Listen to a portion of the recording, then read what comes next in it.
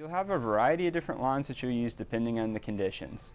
Probably the most common line that we run into, especially for people trout fishing, would be a floating line. Most of the time the streams aren't terribly deep. A lot of your action's happening either on the surface or within 4 or 5 feet of the surface of the water, and you don't need a line that'll actually sink. For certain saltwater applications, there are two other types of lines that you'll use frequently, both a sinking line and an intermediate line. A sinking line's normally pretty heavily weighted. They'll sink at various rates depending on the type of line, but the overall objective is for it to get down quickly. So for fish like stripers, where they might be near the bottom, sinking line will take your line pretty much straight down and keep it in the strike zone. The other type of line is an intermediate, which sinks very slowly. It normally just gets a couple feet below the surface, just below the chop.